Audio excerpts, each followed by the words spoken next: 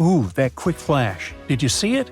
That's an object smashing into the moon at unbelievable speed. And what makes it so special is that we almost never catch lunar impacts in real time.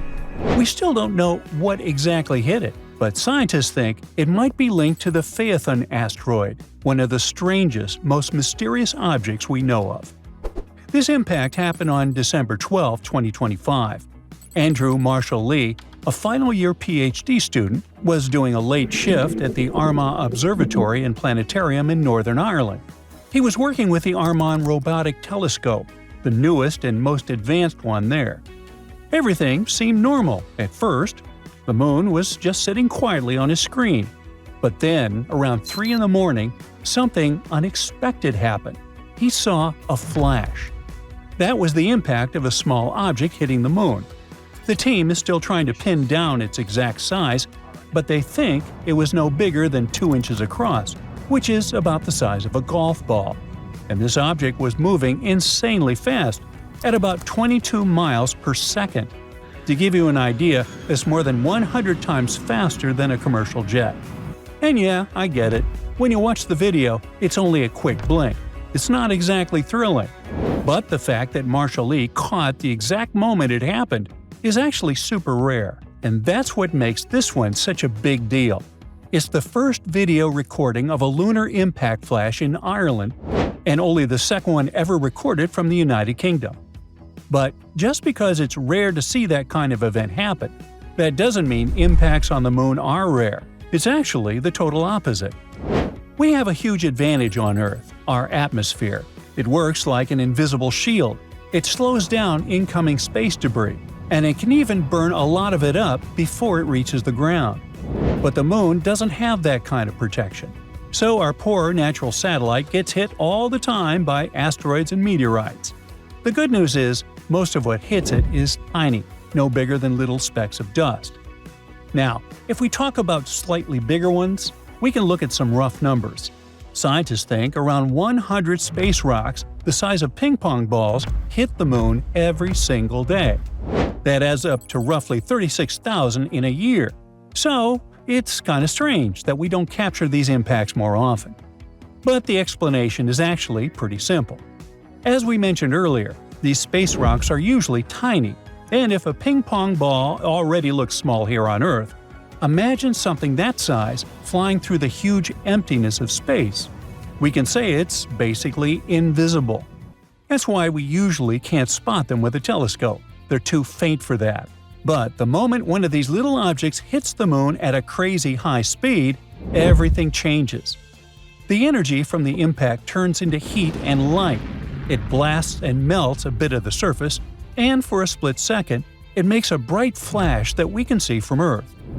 And there's one more problem. The moon is huge. Impacts can happen anywhere on its surface, so it's almost impossible to keep a telescope pointed at the exact spot where the next big hit will happen. So, most of the time, scientists don't catch lunar impacts with their own eyes. What usually happens is that they record the moon for hours, run all that footage through some software, and the program flags it if a flash shows up. But in Marshall Lee's case, he just happened to be looking at the screen at exactly the right moment, and he saw it happen live.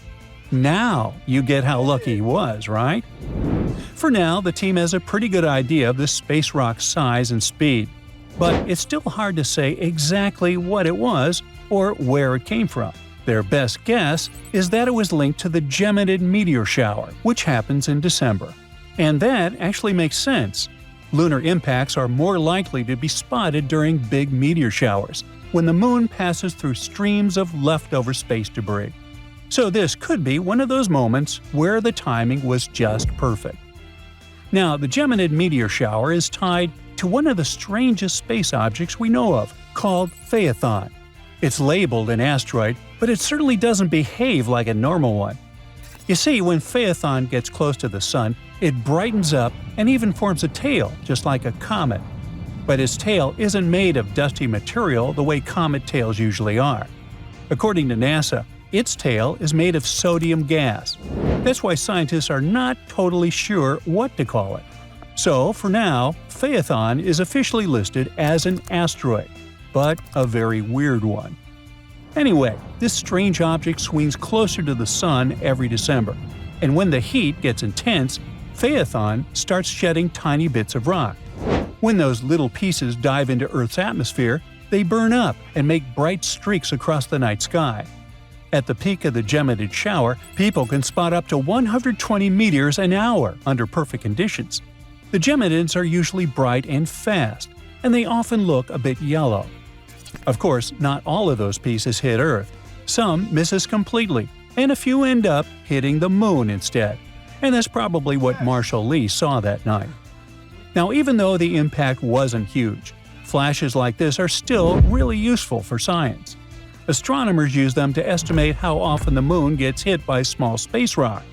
And once they know that, they can make better guesses about how many bigger asteroids are out there, the kind that could make it through Earth's atmosphere and cause real damage. And sightings like this matter for the future too, especially for space travel.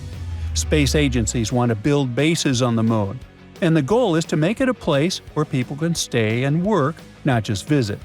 The Moon is our closest neighbor in space, so it's a great place to learn new things and try out new tools.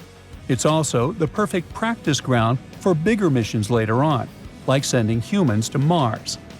NASA, for example, is working on something called Artemis Base Camp. The plan is a small base near the Moon's south pole, with places for astronauts to live and work, plus a rover that can travel farther from where they land.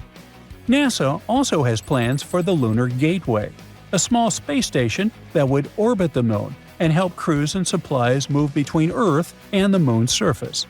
There's also the International Lunar Research Station program. Its goal is to build a long-term research base on the Moon, starting with robotic missions that land first and prepare the area before people arrive. The program focuses on using local resources, such as ice in the Moon's soil, to produce water, oxygen, and other supplies needed for life. By staying on the Moon for longer periods, scientists hope to learn how humans can live and work far from Earth and use this experience to prepare for future missions to Mars and beyond. So, keeping an eye on these impacts and learning more about them could actually help us build a safer future beyond Earth. The more we understand how often these hits happen and how strong they are, the better we can plan and protect future lunar bases. In a way, that tiny flash on the Moon isn't just a cool moment on a screen. It's a small warning and a useful lesson for what comes next. That's it for today. So hey, if you pacified your curiosity, then give the video a like and share it with your friends. Or if you want more, just click on these videos and stay on the bright side.